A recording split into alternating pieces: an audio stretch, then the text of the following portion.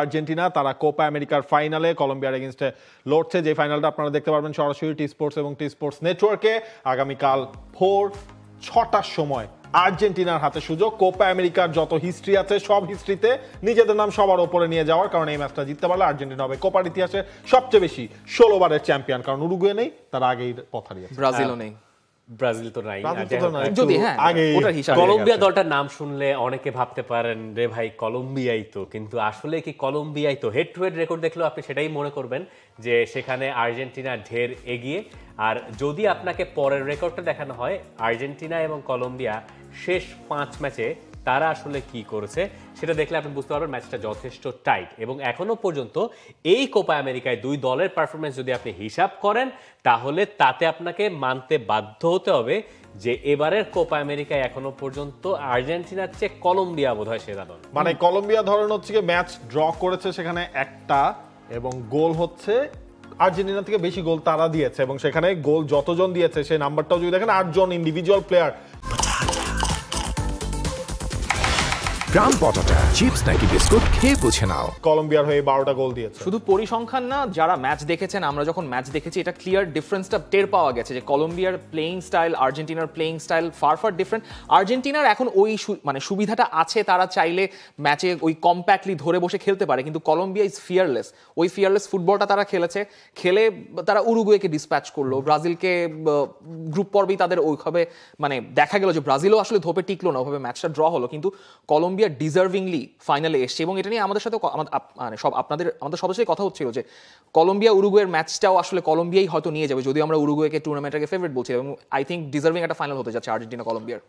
এবং এই জায়গাটায় আর্জেন্টিনার মেইন প্ল্যানটাই থাকবে হচ্ছে গিয়ে অ্যাটাকিং থার্ডে যেন তারা সেভাবে ইজিলি মুভটা না করতে পারে, কারণ হামেস রড্রিগেজ রয়েছেন সেখানে। হামেস রড্রিগেজ একাই এবারের আসলে সবচেয়ে বেশি অ্যাসিস্ট তার রয়েছে, গোল রয়েছে তার, সুতরাং হামেসকে কিভাবে আটকাবে সেটাই আর্জেন্টিনা। দেখেন আর্জেন্টিনার প্রবাবল 11-এ যদি এনজো ফার্নান্দেজ স্টার্ট করেন, আমার ধারণা যে এনজো ফার্নান্দেজের একটা দায়িত্ব হয়তো থাকবে হামেস রড্রিগেজকে নিয়ে আলাদা করে, এবং সেটা যে এনজো ফার্নান্দেজ হইতে হবে এমন কোনো কথা নাই, সেটা হয়তো কখনো রদ্রিগো দে পলও হতে পারেন, তাই না?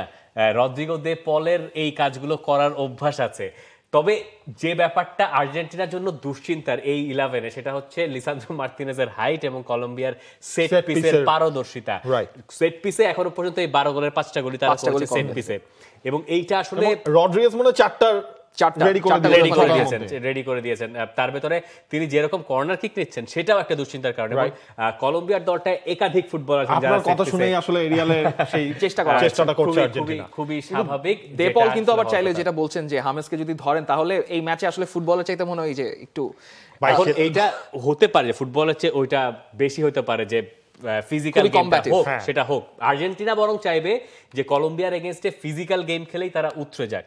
আর্জেন্টিনার সমস্যা যেটা যে যদি কলম্বিয়া শুরু থেকে চিন্তা করে যে তারা আর্জেন্টিনার পরীক্ষা নেবে, মানে উরুগুয়ে যে কাজটা করেছিল বিশ্বকাপ বাছাই পর্বে, আর্জেন্টিনার এগেইনস্টে তারা খেলতে গেছে, গোল করতে গেছে এবং তারা জিতে ফিরেছে, এই কাজটাই কলম্বিয়াকে করতে হবে। কিন্তু কলম্বিয়ার সামনে একটা সেটব্যাক যে উরুগুয়ের সঙ্গে তারা যে ম্যাচটা খেলেছে পরে 45 মিনিট 10 জন নিয়ে খেলতে পারছে, এনার্জিটা লেভেলটা একটু কম থাকতে পারে, এই সংশয়টা থাকতে পারে। এবং আর্জেন্টিনা একটা কিন্তু ফ্রি দিন পেয়েছে, কলম্বিয়া কিন্তু একটা এক্সট্রা দিন পেয়েছে, সো কলম্বিয়া খেলেছে পরের দিন, এটাও কিন্তু আর্জেন্টিনার জন্য বড় একটা অ্যাডভান্টেজ। এবং কলম্বিয়া তারা আসলে একটা পরিবর্তন তাদের করতেই হচ্ছে। মুনিয়স তিনি এই ম্যাচটা আসলে থাকছেন না, কারণ লাস্ট ম্যাচে তিনি রেড কার্ড পেয়েছেন, সেই জায়গায় আরিয়াসের খেলার সম্ভাবনা রয়েছে, এবং অলমোস্ট 4-3-1-2 এই ফরমেশনে আর্জেন্টিনা বধের মিশনে নামবে আসলে কলম্বিয়া। একটা জিনিস কি আমার মনে হয় কি আর্জেন্টিনা এই ম্যাচটায় পা হরকাতেই পারে, কারণ মানে আপনি হিসাব করেন আর্জেন্টিনার এই পালা বদলটা আমরা কবে থেকে বলছি, লাস্ট কোপা আমেরিকা থেকে। মানে আমি এটা দেখতে চাই আর্জেন্টিনা যখন ফেভারিট হয়ে কোনো ফাইনাল খেলতে নামে তখন তারা আসলে কি করে। আর্জেন্টিনা আগে যে দুটা ফাইনাল খেললো সেই দুটা ফাইনাল তাদের উপর প্রবল চাপ ছিল, এক্স্যাক্টলি। এবার হয়তো সেই অর্থে মানে চাপটা ধরেন ছিল হচ্ছে পা হরকানোর চাপ, মানে ফেভারিট হিসেবে ফেভারিট চাপ না। কিন্তু ধরেন এইবারের টুর্নামেন্টে আর্জেন্টিনা মানে যেটা আমরা বারবারই বলছি সেকেন্ড গিয়ারে খেলছে, আর্জেন্টিনার সেরা ফুটবল আমরা আর্জেন্টিনার কাছ থেকে দেখি নাই। এই ম্যাচটা জিততে হলে আর্জেন্টিনাকে পুরোপুরি আর্জেন্টিনার সুলভ খেলতে হবে। আর্জেন্টিনা ওয়ার্ল্ড কাপের কোয়ার্টার ফাইনাল, সেমিফাইনাল, ফাইনালে ভালো খেলেছে। ফ্রান্স তো ম্যাচেই ছিল না ওয়ার্ল্ড কাপ ফাইনালে 79 মিনিট পর্যন্ত। ওই আর্জেন্টিনাকে যদি আপনি দেখতে না পান তাহলে এই আর্জেন্টিনা আমার বিশ্বাস কলম্বিয়াকে হারাতে পারবে না। কিন্তু ওই আর্জেন্টিনাকে খুঁজে পেতে হবে। এবং আর্জেন্টিনা বিশ্বকাপ জেতার পরে গত বছর যে ফ্রেন্ডলিগুলো খেলেছে খুব যে মানে ব্রাজিলকে তারা ব্রাজিলে গিয়ে হারিয়েছে, যেটা ব্রাজিলের বিশ্বকাপ বাছাই পর্বের প্রথম হার, ঠিক আছে, কিন্তু আর্জেন্টিনাকে আমরা বহুদিন ধরে আর্জেন্টিনা টাইপ ফুটবল খেলতে দেখছি না। এইটা একটা দুশ্চিন্তার কারণ।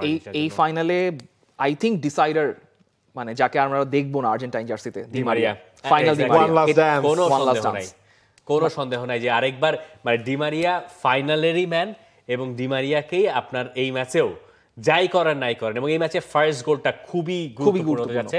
কলম্বিয়া যদি প্রথমে গোল করে বসে, এই ম্যাচটা আর্জেন্টিনার জন্য আসলেই বেজায় কঠিন হয়ে যাবে। কলম্বিয়ার গোল করার মতো সেই ধরনের অনেক অপশন রয়েছে। দিয়াজ 2টা গোল করেছেন, কর্দোবার কাছ থেকে আমরা দেখেছি 2টা গোল, ইনফ্যাক্ট হচ্ছে লারমার কাছেও কিন্তু 2টা গোল রয়েছে, মানে 4জন ফুটবলার তাদের 2টা করে গোল রয়েছে।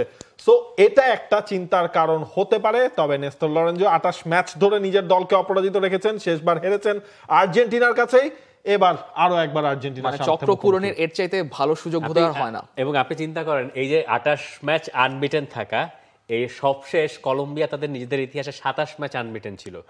হ্যাঁ, সেই রেকর্ডটা খোয়া গিয়েছিল কার কাছে জানেন?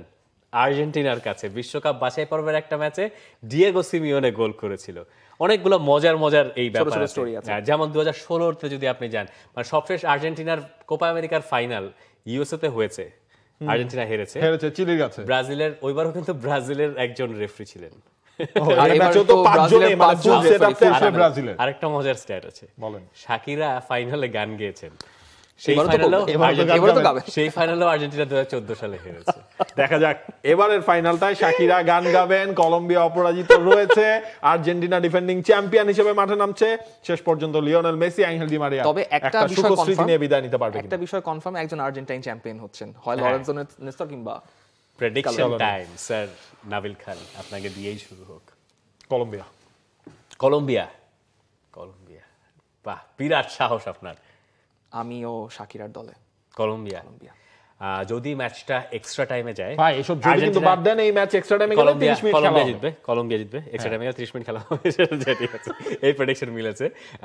তাহলে আর্জেন্টিনা জিতবে। রেগুলেশন টাইমের কলম্বিয়াকে জিততে হলে রেগুলেশন টাইমের ভিতরে জিততে হবে। আর্জেন্টিনার ফুটবলারদের ফাইনালের এক্সপেরিয়েন্সের কারণে আমি আর্জেন্টিনাকে রাখছি এগিয়ে 2-1, মানে আর্জেন্টিনা 2, কলম্বিয়া 1, এবং এখানেও 2-1 কলম্বিয়া। আপনাদের উল্টো, তাই তো? হ্যাঁ, জান আমি আনন্দের সাথে থাকলাম স্কোর লাইনটা। দেখা যাক আসলে আমার টকব্যাকটা কি হয়, কারণ টি স্পোর্টস এবং টি স্পোর্টস নেটওয়ার্কে আর্জেন্টিনা ভার্সেস কলম্বিয়ার ম্যাচটা কিন্তু আপনারা সরাসরি দেখতে পারবেন। সেই ম্যাচ দেখার আমন্ত্রণ জানিয়ে বিদায় নিচ্ছি Bashundhara Kings presence the football show থেকে। For more updates, subscribe to our YouTube channel and click on the bell icon. Follow us on Facebook and Instagram. Download T-Sports app to enjoy exciting games and highlights. Visit tsports.com.